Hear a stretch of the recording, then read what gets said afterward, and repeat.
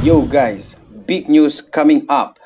Teman-teman, apakah altcoins akan mendapatkan momennya? Kalau Justin Sun ini pernah men-tweet kemarin itu di kisarannya April pada saat itu. The market cap of TRX, USDT on Tron, and USDD on Tron will all hit all-time high in quarter 2.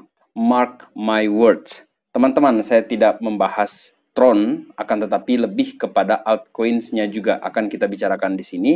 Tanpa membuang waktu kalian, let's dive in my friend. Welcome back everyone to Black Cuan. Terima kasih telah mengupdate berita kripto dari channel ini. Teman-teman, berita besar yang dikatakan oleh Justin Sun kali ini datang dari selisih paham antara Cina dan Amerika yang selama ini membuat keraguan di pasar. Dan akan kita bahas juga kali ini mengenai potensi kemana harga Bitcoin ini untuk kuartal kedua ini ataupun sampai di akhir tahun 2025 ini, sahabat Black Cuan. Dan ketika kita berbicara sekarang ini, harga Bitcoin itu sempat di 105 ya. Sekarang ini ada sedikit koreksi di 104.000 sekarang ini, dan Ethereum di 2.500 teman-teman. Gaspol dia si Ethereum di sini.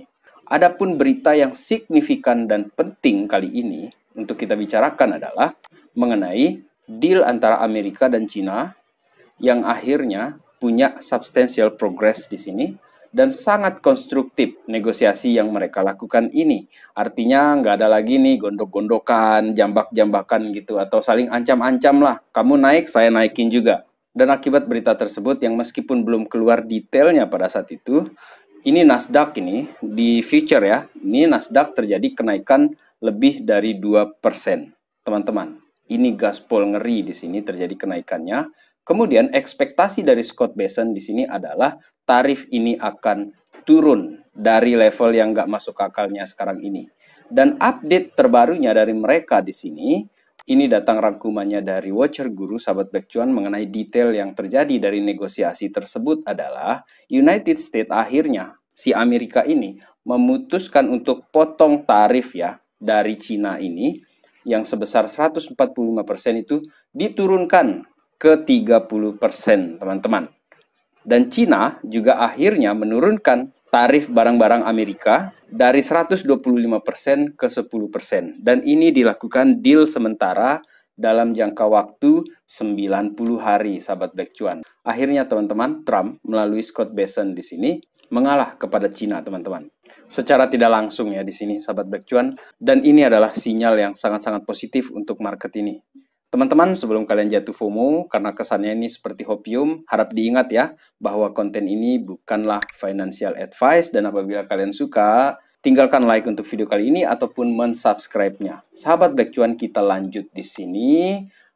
Selain dari tarif tersebut yang kita bicarakan tadi, yang akhirnya ketemu deal dia, dan itu adalah kayak lampu hijau ini untuk market ini, baik itu Bitcoin ataupun kripto. Xi Jinping telah menyetujui di sini teman-teman dari beritanya bahwa ada 138 billion US dollar di sini distimulasikan. Dan Cina menginjek ke dalam market ini sebesar 138 billion tersebut tadi. Apa artinya apabila sudah mulai diinjek pasar ini, teman-teman? Itu artinya selamatkan pasar, selamatkan ekonomi masyarakat.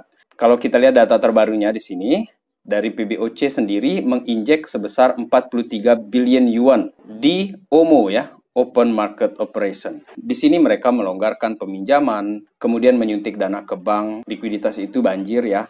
Jadi bank ini sudah menyediakan likuiditas, mereka punya banyak dana segar sekarang ini yang dipersiapkan untuk memudahkan memberi pinjaman kepada masyarakat ataupun warga, institusi yang berbisnis, teman-teman. Jadi ini bisalah kita katakan sebagai QE, quantitative easing, yang dilakukan oleh pemerintah Cina. Sementara untuk Amerika sendiri yang malu-malu mengakui quantitative easing, teman-teman, liquidity-nya terus terjadi kenaikan, sahabat Black Cuan. US liquidity month over month di sini terjadi spike di sini. Kemudian Chinese liquidity di sini juga terjadi kenaikan. Ini pertanda bahwa printer sudah beroperasi, sahabat Black Cuan. Jadi kalau kita bahasakan, dealnya sudah aman, tidak lagi mengganggu nih berita-berita mengenai perang dagang selama 90 hari ke depan ya. Kemudian Cina melakukan stimulus ya, atau memberi stimulus. Amerika juga yang diam-diam itu sebenarnya sudah melakukan stimulus kepada masyarakatnya. Dan bagaimana dengan pergerakan Bitcoin, sahabat Black Cuan? Ini adalah sinyal yang positif untuk si Bitcoin-nya. Untuk sementara ini, yang menarik adalah saya ingin menyorot mengenai Bitcoin ETF holding di sini. Pertanggal 9 Mei 2025, secara total itu ada 1.175.711 Bitcoin yang ada di ETF-nya sendiri. Ini sudah melewati apa yang dimiliki oleh Satoshi Nakamoto, teman-teman. Dan jika pertanyaannya berapa harga Bitcoin di kuartal kedua atau sampai di akhir 2025 ini, kita bisa melihat dari perbandingan ya mengenai korelasi antara global M2 money supply kemudian pergerakan harga si Bitcoin-nya sendiri. Yang sampai sejauh ini masih terkorelasi positif dengan M2 money supply ya, pergerakan dari si Bitcoin ini. Oleh karena itu Standard Chartered pernah menyatakan ya bahwa kuartal kedua harga Bitcoin itu di 120.000. Dan sampai akhir tahun 2025 ini, dia memprediksikan naik sampai ke 200.000. Dan memang apabila kita lihat ya, dari korelasi pergerakan harga di sini dengan M2 money supply itu kelihatan sangat-sangat textbook ya di sini teman-teman. Akan tetapi, tanpa niat saya untuk mengurangi euforia yang sahabat Black Cuan rasakan saat ini mengenai kenaikan harga segala macam, tolong diingat bahwa akan selalu ada yang namanya itu koreksi, teman-teman. Dan itulah yang susah untuk dilawan ya ketika terjadi kenaikan harga seperti ini secara psikologis, teman-teman. Ini kalau psikologis manusia itu dia inginnya naiknya seperti ini.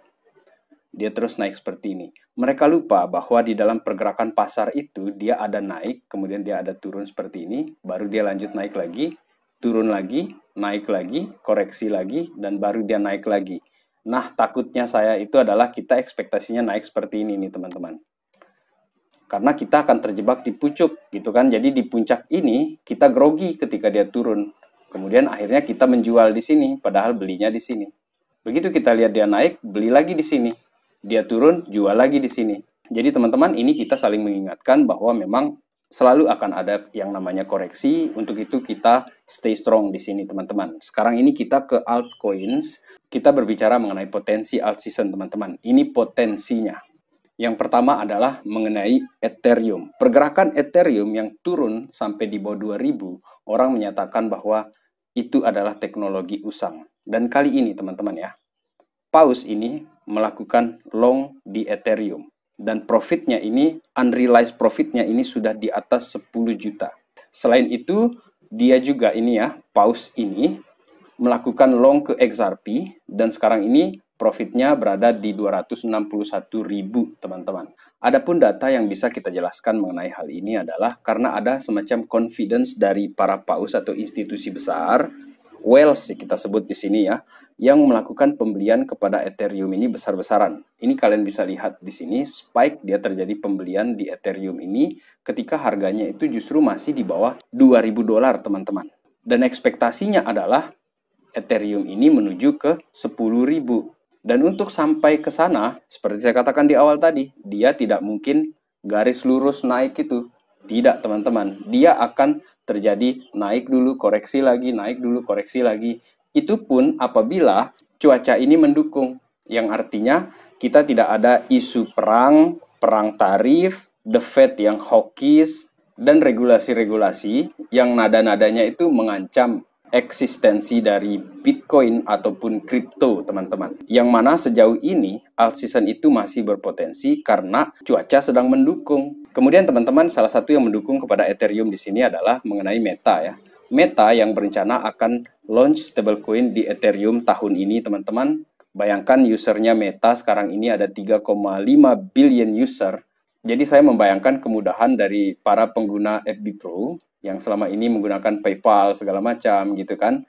Itu kalau ada stablecoin-nya, kemudian dia jalan di Ethereum, ini juga akan menambah user dari ekosistem kripto, teman-teman. Artinya selama ini kan pengguna-pengguna Facebook yang mungkin tidak menggunakan blockchain untuk transaksi mereka atau menggunakan exchange kripto sebagai sarana transaksi, akhirnya akan ke sana, teman-teman. Bagaimana menurut sahabat Black Cuan terkait hal tersebut?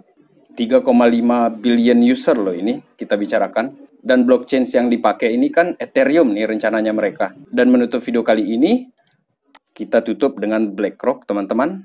Kenapa saya menyatakan bahwa potensi alt season itu bisa terjadi, SEC akan mendiskus mengenai tokenization bersama institusi-institusi besar yang ada di Amerika. Dan sejauh ini yang paling vokal adalah Larry Fink dari BlackRock yang menyatakan akan melakukan tokenisasi menggunakan Ethereum, teman-teman. Jadi dalam hal ini ada BlackRock, ada Fidelity, dan ada Nasdaq, serta institusi lainnya itu akan membicarakan tentang tokenisasi. Dan sebagai kesimpulan saya, cuaca mulai mendukung untuk terjadi kenaikan di Bitcoin ataupun potensi terjadi alt season, teman-teman. Sekian video kita kali ini. Terima kasih telah menonton. In the meantime, guys, let's enjoy the ride, guys. Salam Black Cuan. Peace, my friend.